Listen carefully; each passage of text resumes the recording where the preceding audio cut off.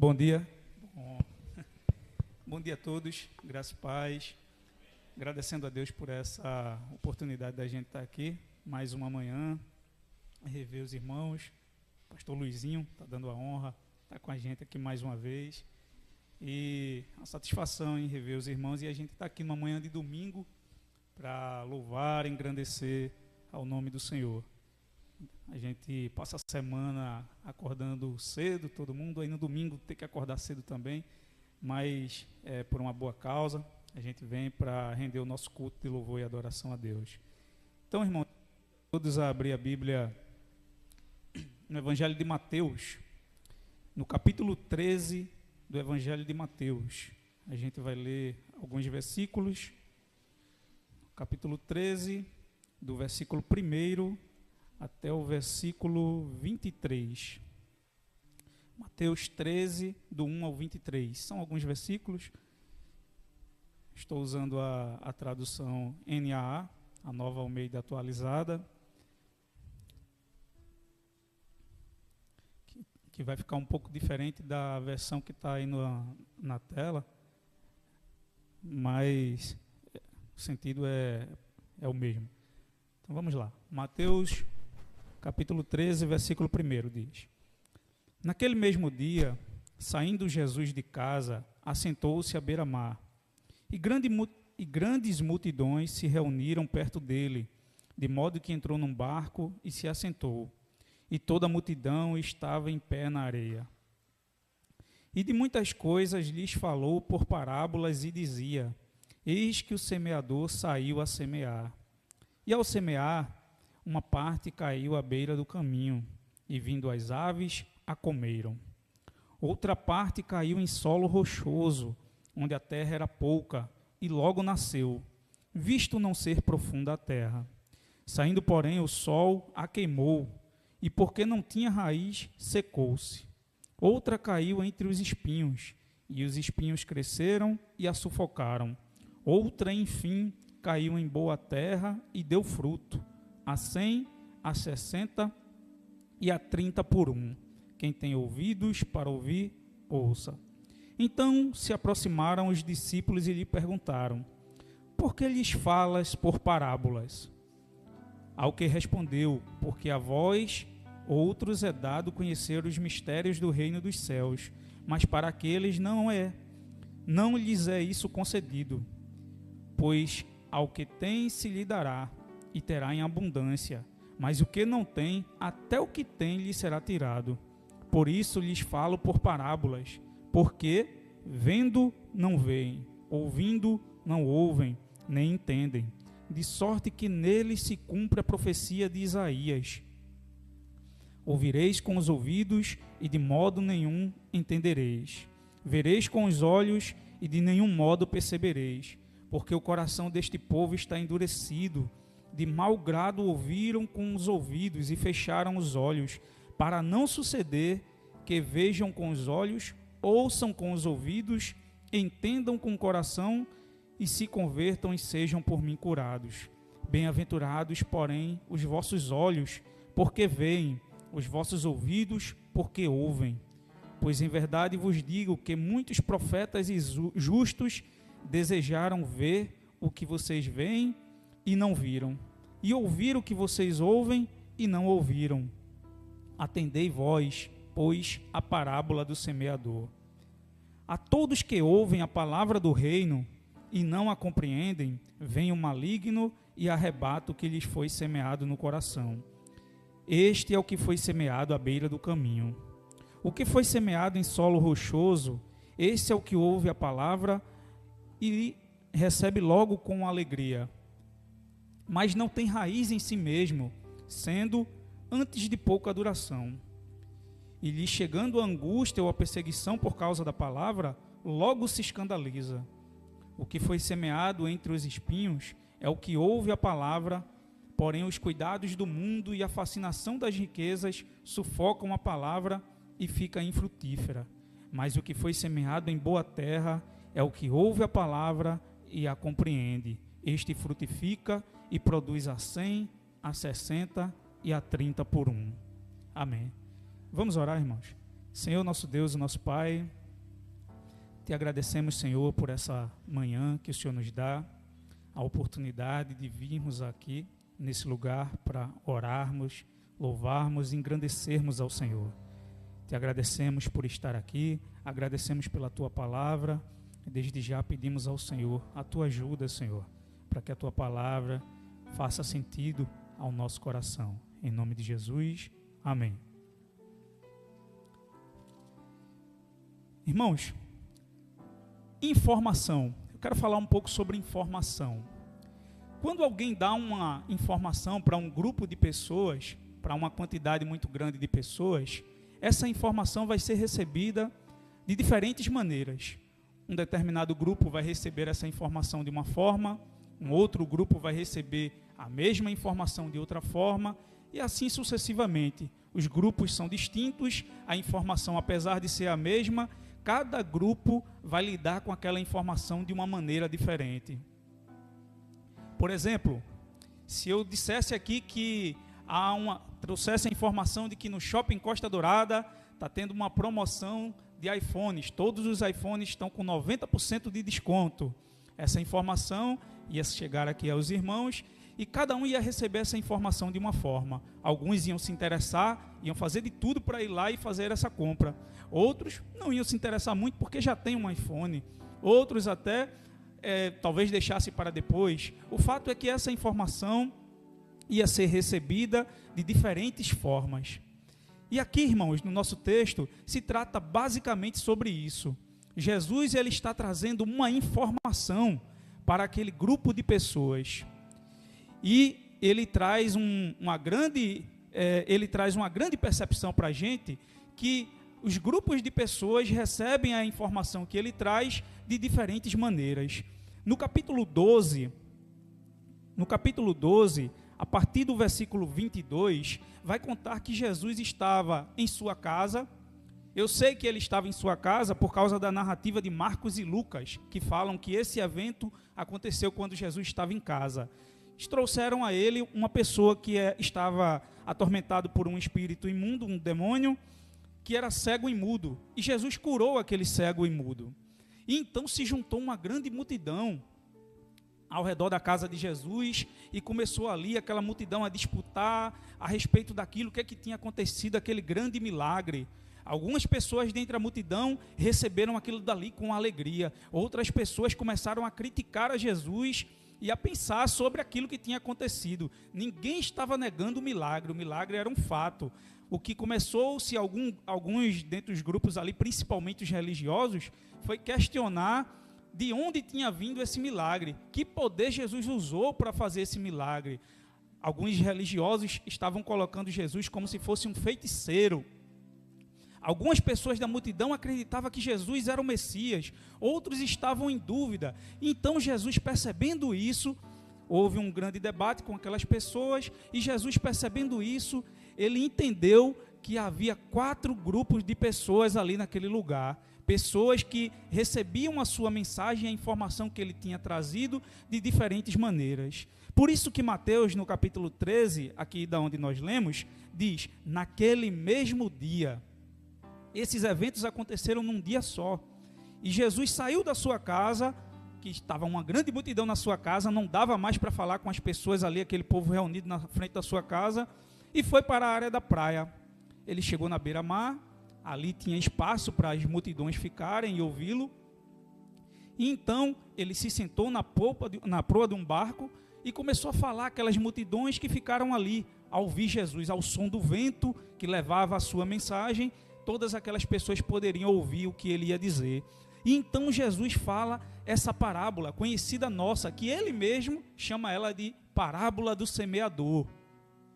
Mas também poderíamos chamar o nome dessa parábola de parábola dos solos, porque o foco dessa parábola é o tipo de solo que recebeu aquela semente que o semeador plantou. Quando lemos aqui, irmãos, precisamos identificar alguns elementos dessa parábola. O primeiro, quem é o semeador? O segundo, o que é essa semente? E terceiro, quem são os solos? O semeador, ele é ou eles foram os profetas que vieram antes de Jesus. Eles eram semeadores da mensagem. Jesus, aqui nesse contexto, era o semeador. Os apóstolos que seguiram Jesus eram semeadores, e todos aqueles que trazem a palavra são semeadores. Logo, o que é a semente? A semente é a mensagem do reino. No versículo 19 ele vai dizer que a semente é a mensagem do reino, ou a palavra do reino. É a declaração de que o reino de Deus está sendo inaugurado, que está chegando o reino de Deus. Essa é a semente. E quem são os solos? Os solos, Jesus também deixa claro, né, na explicação dessa parábola, que são os corações das pessoas. Fala sobre a recepção que cada pessoa vai dar àquela mensagem do reino. A partir disso, irmãos, eu quero falar nessa reflexão, nessa manhã, sobre a parábola dos solos e as consequências das respostas que cada coração dá para quando ouve aquela parábola. A primeira semente que Jesus conta, no versículo 4, é a semente que cai à beira do caminho. Ele diz assim: e ao semear, uma parte caiu à beira do caminho, vindo as aves a comeram. Imagine um semeador, não tendo as técnicas de agricultura que nós temos hoje. Aquele semeador carregava uma bolsa, trazendo muitas sementes e arremessando no campo, no solo que ele tinha para semear. Aquele campo de plantação era muito grande e havia muitas partes. Havia uma parte muito boa para a plantação, havia rochas ali no meio, havia espinhos nas laterais, e no meio do caminho, algumas sementes caíram da bolsa do semeador. Essa semente caiu e ela poderia germinar, ela poderia ter germinado, entrado ao solo e produzido uma planta. Mas só que o texto diz que as aves do céu, antes que elas germinassem, vieram e comeram aquela semente. Ela teve contato com o solo, mas ela não germinou. E Jesus ele traz a explicação no versículo 19. Ele diz que todos que ouvem a palavra do reino e não compreendem, vem o maligno e tira essa palavra do coração dele. Essas pessoas, Jesus retrata, diz que são aquelas pessoas que ouvem a palavra de Deus, mas não passa disso. Elas não conseguiram entender o significado daquelas palavras. Na verdade, eles não entendem, não é por culpa do mensageiro. Nada é falado sobre o mensageiro. Eles não entendem, não é por culpa da mensagem, porque a mensagem é a mensagem do reino.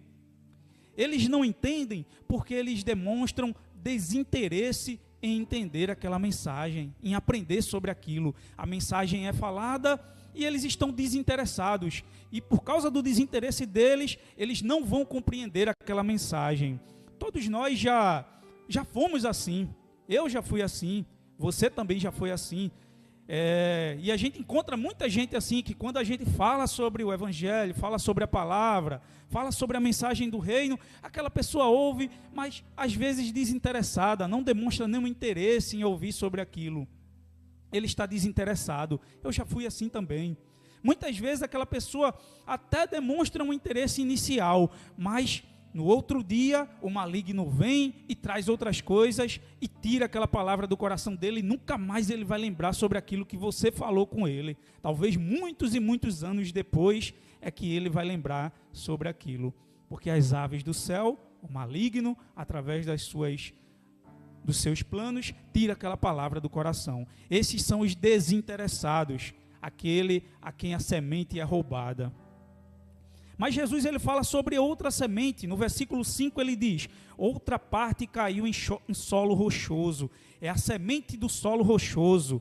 É a semente que murchou. Ele diz que essa semente caiu em solo rochoso. Quando o semeador lança a semente ali naquele solo, caiu numa parte que tinha rocha. A semente ela germinou, ela conseguiu germinar. E quando ela ia fazer raízes para dentro, para crescer, ela topou com rochas. Embaixo daquele solo havia rochas e ela não conseguiu ir para baixo, se fincar ali naquele solo, e ela só cresce lateralmente.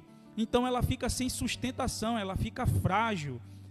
E Jesus explica sobre essa semente do solo rochoso. No versículo 20, o crescimento dela, ele é forçado, mas ele não é forçado para baixo, ele cresce superficialmente. E Jesus diz que essa semente representa aquelas pessoas que são entusiasmadas, mas não entenderam o custo de ser cristão. Essas pessoas, elas receberam a mensagem, é um coração que recebeu a mensagem do reino. Ele se entusiasmou quando recebeu aquela mensagem. Ele se alegrou por ter recebido aquela mensagem, mas aquela mensagem não foi perfeitamente compreendida por eles. Aquilo ali foi superficial, eles não tinham raízes. E quando o sol veio, queimou essa semente e ela murchou, Jesus diz. E representa aquelas pessoas que Jesus fala que quando vem a angústia e a perseguição, elas logo desanimam e se afastam. São pessoas que são muito entusiasmadas com a mensagem de Jesus, eles se emocionalizam, eles choram, eles recebem aquela mensagem com muita alegria, estão entusiasmados, mas não calcularam o custo de ser um discípulo de Jesus. Vivem mais de emoção do que de convicções. Quando chega o momento de ser um verdadeiro cristão, aquelas emoções todas que eles tiveram, todo aquele emocionalismo, aquele ânimo, aquela alegria, aquele chorar que eles choraram, toda aquela coisa, tudo aquilo vai por água abaixo e eles logo desistem. Isso representa, irmãos, muitas vezes a nossa vida. Às vezes, talvez você conheça, talvez você tenha passado por isso, de ir para conferências. Cristãos vão para conferências, congressos, lá tem toda aquela emoção, todo aquele emocionalismo, a gente chora, a gente se alegra, a gente faz promessas a Jesus. Não, eu vou servir, eu te amo, Jesus, toda aquela coisa, mas nenhuma mudança é causada no outro dia. No outro dia não se percebe nada de diferente, a vida continua a mesma, continua caindo nos mesmos pecados, continua enfraquecendo nas mesmas fraquezas. Sabe por quê? Porque foi uma semente que foi plantada no terreno rochoso, não tinha raízes, era muito mais emoção do que convicção. E deixe-me abrir um parênteses, irmãos, a vida cristã é uma vida de convicções. O verdadeiro cristão, ele baseia a sua vida nas suas convicções e não nas suas emoções. As emoções, ela tem um lugar. É importante eu chegar no culto, eu louvar, eu chorar, eu me alegrar. Tudo isso é importante. Mas vai chegar um momento que essas emoções não vão estar sempre lá com a gente. Vai ter momento que eu não vou sentir nada, que eu vou me ajoelhar para orar, não vou derramar uma lágrima. Vai ter momento que eu não vou ter vontade de ler a Bíblia. Vai ter momento que eu não vou sentir nada relacionado a emoções. Mas é nesses momentos que a nossa convicção de quem é Deus, de quem é Jesus e da decisão que eu tomei em ser um seguidor dele vai prevalecer. O que faz o cristão prevalecer é a confiança nas suas convicções de quem Jesus é. Nossas convicções determinam o tipo de fé e o tipo de discipulado que eu quero em seguir a Jesus.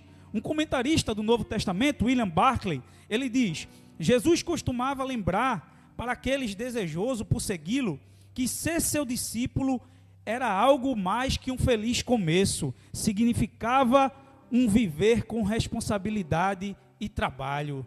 E a vida cristã é trabalhosa, irmãos. Seguir a Jesus exige um cálculo dos custos. Jesus disse: se alguém quer ser o meu discípulo e não ama mais o seu pai, a sua mãe, os seus amigos, as suas coisas, a vida, a sua esposa, os seus filhos, mais do que a mim, não pode ser meu discípulo. Então observe que há um custo para ser discípulo de Jesus. Essas pessoas que representam aqueles corações entusiasmados com a mensagem, mas que logo, quando vêm as primeiras dificuldades, desanimam, essas pessoas não calcularam o custo de seguir a Jesus. Então ele adverte que há um custo em segui-lo. O emocionalismo é importante, as emoções são importantes. Dito isso, algumas igrejas, até aqui mesmo na nossa cidade, têm investido muito em captar as emoções das pessoas. O culto é todo propício para aquilo. Há uma música de fundo, há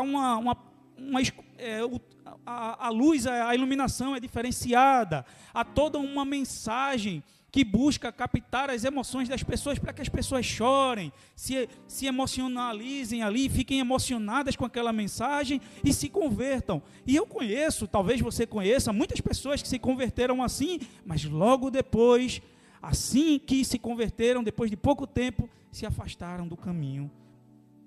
Porque a mensagem que eles ouviram era muito voltada para as emoções, porque a sua conversão foi trabalhada em cima de emoções. E a vida cristã, ela não é somente sobre emoções, é sobre convicções. Então Jesus fala sobre mais um solo, irmãos. O terceiro, ele fala sobre os ouvintes do solo espinhoso. Esse representa a semente que foi sufocada. Versículo 7 diz assim: outra parte caiu entre os espinhos, e os espinhos cresceram e a sufocaram. Este solo, irmãos, ele era bom. O semeador estava semeando a semente e ela caiu num solo bom. O solo era bom, o problema não era o solo. O problema é que esse solo era disputado. Havia duas coisas crescendo ali naquele solo: a semente que foi plantada e os espinhos que estavam lá. E eles estavam concorrendo juntos para o crescimento. De um mesmo solo, nutrientes estavam sendo absorvidos pelos espinhos e pela semente, e pela planta que foi lançada. Então havia uma competição ali. O solo era bom, mas não dava para crescer a semente de trigo junto com os espinhos. Um ou outro ia prevalecer. E nesse caso aqui, Jesus disse que os espinhos prevaleceram, sufocaram a semente. Aquela planta até cresceu, mas não deu fruto. Ela cresceu, mas não frutificou. E quem representa isso? Representa aquelas pessoas que têm o coração dividido.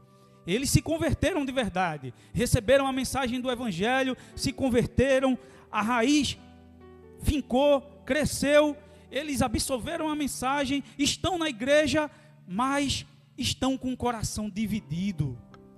Eles são crentes, servem a Deus, mas cederam ao mundanismo, cederam a uma vida mundana. E mundanismo aqui, irmãos, me entendam, mundanismo aqui não significa fazer as coisas do mundo, como a gente normalmente escuta ouvir, não é participar de alguma atividade que se considera coisa do mundo, não é um determinado tipo de vestimenta que é coisa do mundo, não. Coisa do mundo aqui, que Jesus está falando, ele diz no versículo 22, é as preocupações deste mundo. Ser mundano é viver com as preocupações desse mundo no centro da sua vida. Ser mundano tem a ver com aquilo que eu priorizo em minha vida. Se aquilo que é priorizado em minha vida são as preocupações desse mundo, então eu sou mundano.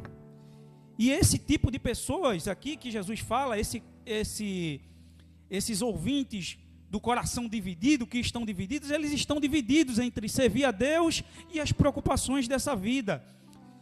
Eles estão distraídos com as coisas cotidianas, está desviando a atenção dele daquilo que é principal. Eles estão preocupados com sobrevivência, com trabalho, as responsabilidades familiares, as pressões da sociedade, aquilo que é importante nessa vida, mas estão esquecidos ou sufocaram, deixaram em segundo plano aquilo que é mais importante, que é aquilo que é valorizado por Deus, que são as coisas que são valorizadas no reino de Deus.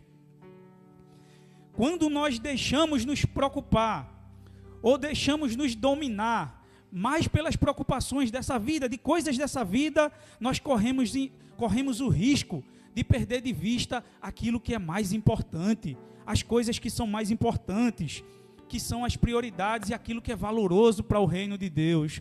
O que é valoroso diante do reino de Deus é a bondade, é a justiça, é as reflexões espirituais, é refletir em Deus, na sua bondade, em uma vida grata, em um coração agradecido. Essas são coisas importantes para Deus, mas quando a gente está envolvido em um coração dividido pelas preocupações desse mundo, a gente esquece dessas coisas e só pensa nas outras.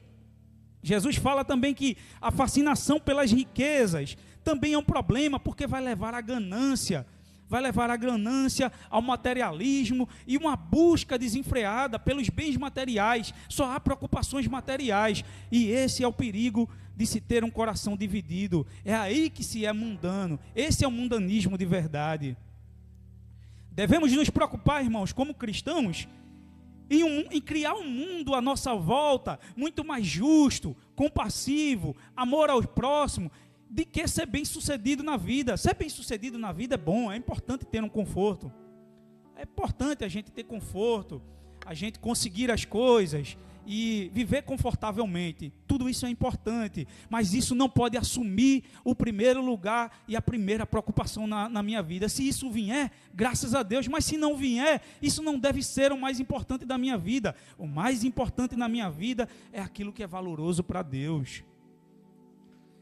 E nem sempre são os pecados mais graves, irmãos, que vão sufocar a mensagem do reino no nosso coração. Às vezes são essas coisas simples, que aparentemente são simples. A gente está na igreja, essas pessoas do coração dividido estão na igreja, participa dos cultos, das atividades da igreja, está aqui sempre, mas está com o coração dividido, mais preocupado com as coisas, em crescer profissionalmente, mais preocupado em crescer financeiramente, mais preocupado em crescer socialmente de que preocupado em crescer diante de Deus, em ter uma vida consagrada, em se aproximar mais de Deus, em ajudar as pessoas, em frutificar para o reino de Deus.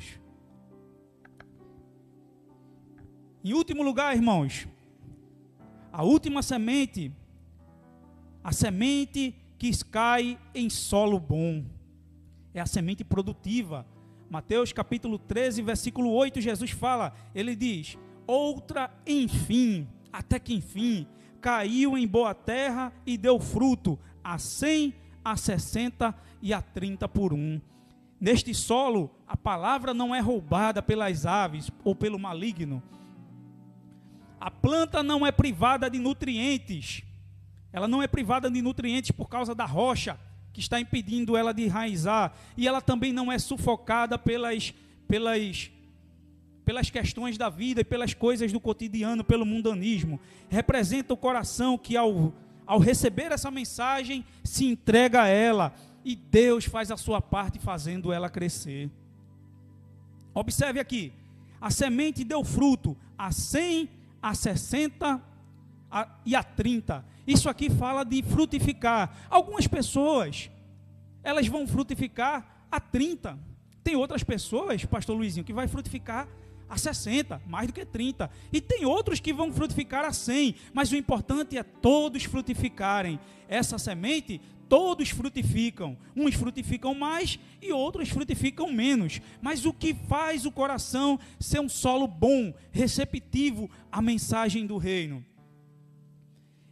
Jesus diz que esses receberam a mensagem e a compreenderam. O que faz um coração ser um solo bom, receptivo à mensagem de Deus, é a compreensão dessa mensagem, é compreender o que é a mensagem. Observe alguns versículos.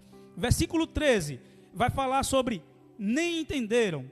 Versículo 14, de modo nenhum entenderão. Versículo 15, entendem com o coração. Versículo 19, não a compreendem. E versículo 23, a compreendem. Tudo está relacionado. A palavra-chave dessa passagem aqui é o entendimento, é compreender a mensagem. Entender a mensagem do reino é o que faz a semente germinar, crescer e dar bons frutos. Algumas pessoas entendem, se convertem, entenderam que Jesus é o Salvador das suas vidas, entregaram a vida a Jesus, mas não entenderam o que é a mensagem do reino. Para ser uma semente que frutifica a 30, a 60 e a 100, é preciso entender a mensagem do reino. Mas o que é a mensagem do reino, Josa? A mensagem do reino é uma mensagem onde Cristo Jesus, onde Jesus, ele é o único rei. É dizer que o seu reino entrou nesse mundo e está trazendo mudanças estruturais para esse mundo. Irmãos, o Evangelho de Mateus, ele representa Jesus como o rei que os judeus esperavam. Imagine o mundo de Jesus. O mundo de Jesus havia um rei, era César, era o imperador de todo o mundo antigo, todo o Império Romano. Não haviam reis, o único rei era César. Então, quando Jesus ele traz a mensagem do reino, quando Mateus apresenta Jesus trazendo a mensagem do reino, dizendo que Jesus é um rei, isso é uma mensagem de revolução. Ele está dizendo, olha, eu estou trazendo aqui uma mensagem de um revolucionário que está se declarando um rei. O rei verdadeiro não é César. O rei verdadeiro não são as pessoas que estão aí nos cargos altos, mas o rei verdadeiro é o Messias, é Jesus. Ele é o rei verdadeiro e ele traz uma mensagem de reino. E que mensagem é essa? A mensagem do reino é uma mensagem que traz novos valores. Aqueles que recebem, entendem a mensagem do reino, percebem a vida a partir de uma nova perspectiva, a novos valores. Aquilo que é valorizado pelas pessoas lá de fora, já não é mais valorizado por aqueles que receberam a mensagem do reino. Os valores são diferentes daquilo que é praticado fora. Há uma nova maneira de pensar na vida. A vida é pensada a partir de uma cosmovisão diferente. A visão desse mundo é uma, a visão do reino de Deus é outra que está em conflito com aquilo. As nossas relações, elas são diferentes. Nos relacionamos no nosso casamento diferente. O relacionamento entre pai e filho é diferente. O relacionamento entre as amizades é diferente. O relacionamento no meu local de trabalho é um relacionamento diferente. Porque traz uma mensagem do reino, porque está dentro de uma perspectiva de reino. Tudo é invertido, irmãos. Não é mais valioso agora o rico, é o pobre que é bem-aventurado. Não é bem-aventurado aqueles que estão nos altos cargos. Os bem-aventurados são os humildes. Não é bem-aventurado aquele que faz para as outras pessoas verem, aqueles que conquistam status social, mas são aqueles que são os pequeninos. Não é bem-aventurado a vingança, mas é bem-aventurado o perdão. Observe como essa mensagem é totalmente diferente daquilo que é praticado nos reinos humanos. Não é bem-aventurado os corajosos e aqueles que conquistam as coisas através do poder da guerra e da conquista, mas é bem-aventurado os mansos. A perspectiva de reino, o reino de Deus, tudo é invertido. Tudo que é praticado na perspectiva dos seres humanos, dos homens em geral, nos reinos humanos, é diferente da perspectiva do reino. Tudo está invertido. É uma revolução para transformar a nossa vida. Então, aqueles que vão frutificar a 30, a 60 e a 100, eles estão em uma missão de revolução nesse mundo. É as irmãs, é os irmãos, é o senhor pastor Luizinho, é o senhor pastor Pedro, aonde chegar e nos lugares onde nós estamos vivendo, nos nossos relacionamentos, naqueles lugares onde a gente faz parte, é trazer uma revolução a respeito dos valores, a respeito daquilo que é pensado, a respeito daquilo, de como as pessoas são tratadas, a respeito de como fazemos, como praticamos a nossa vida no cotidiano. É uma missão de revolução, é ser um revolucionário nesse mundo em favor do reino de Deus. Para terminar, irmãos, toda essa mensagem que Jesus traz, ela também é carregada de uma grande advertência. O versículo 12 diz assim: pois ao que tem, mais será dado, e terá em abundância, mas ao que não tem, até o que tem, lhe será tirado. Essa advertência que Jesus dá, ele está dando para aquelas 3 sementes, aqueles 3 solos: o solo desinteressado, o solo que só é emocional e desistiu, que está muito preso às emoções e desistiu. E o solo que está preso às coisas do mundo, ao mundanismo, eles recebem essa advertência. Aquele que recebeu, vai receber mais. Aquele que já está frutificando, Deus vai dar força e ele vai frutificar ainda mais. Mas aquele que não frutificou, aquele que não está frutificando, até aquilo que ele fez vai ser tirado. Até aquilo que ele construiu vai ser desconstruído. Então Jesus traz uma grande advertência para essas pessoas. E a grande pergunta que nós devemos fazer ao ouvirmos essa mensagem, essa parábola que Jesus traz, é: que tipo de solo é o meu coração? Que tipo de solo é o seu coração hoje? Você é o solo desinteressado, que não está interessado na mensagem? Você é o solo que está emocionado, mas logo se desinteressa e comete os mesmos pecados novamente? Não consegue avançar na vida cristã? Você é o solo que avançou na vida cristã, está firme na vida cristã, mas está com o coração dividido entre as coisas de Deus e as coisas do mundo? Ou nesse momento nós somos o solo bom, aquele que frutifica a 100, a 30 e a 60. Que Deus nos ajude, irmãos, a sermos o solo bom, a recebermos a sua palavra com o coração aberto. Amém?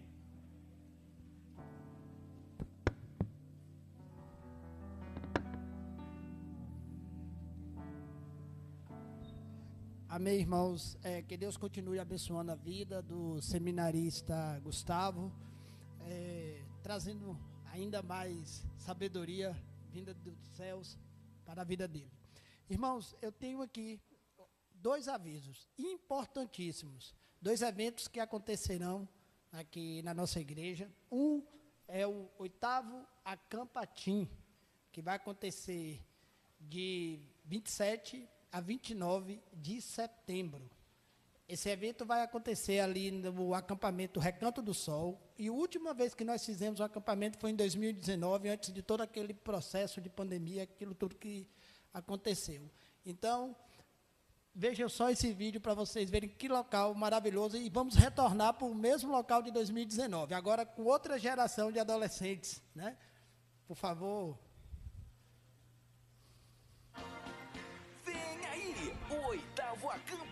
Oitavo Acampatim. E você, adolescente, não pode ficar de fora. Será nos dias 27, 28 e 29 de setembro no acampamento Recanto do Sol. Preletor, pastor Alexandre Robson. Serão dias incríveis de muito louvor, adoração, estudo da palavra, gincanas, noites temáticas e muito mais. 8º Acampatim. Você, adolescente, não fique de fora. Corra e faça já a sua inscrição.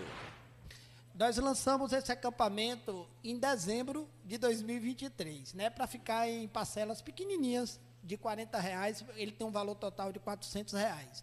Só que agora nós chegamos no final e nós só temos 2 meses para esse acampamento. Então, se o adolescente estiver interessado, nós ainda temos 10 vagas e nós ainda conseguimos dividir ele em 2 vezes. Então, os irmãos podem me procurar Betânia, Fabíola. Dias de muita adoração. E aí, os irmãos podem estar fazendo as inscrições. Tem pais que já estão me falando: Josué, já estou ansioso para ver meu filho nesse acampamento, já estou ansioso, porque são 3 dias muito maravilhosos, né? Eu, desde 2014, que a gente faz esses acampamentos, Jaqueline, né, era a coordenadora dos adolescentes, e aí nós demos a sequência. Um outro evento importantíssimo que nós temos é, se não me engano, é o 9º Congresso de Homens dessa igreja, né? Então, Mateus, por favor, coloca aí o Congresso de Homens. Irmãos, é 2 coordenações, viu? Vem aí, Congresso de Homens da Igreja Batista da Coab. Nos dias 22 a 24 de novembro, local Celeiro Eventos. Serão 3 dias de muita adoração, estudo da palavra, louvores, comunhão e entretenimento. Na ministração da palavra, pastores Erivaldo Alves e Antônio Sérgio. Você, homem, é nosso convidado especial. Deus tem uma palavra para você. Venha participar desse grande momento de comunhão e adoração ao nosso Deus. De 22 a 24 de novembro. Realização: Igreja Batista da Coab.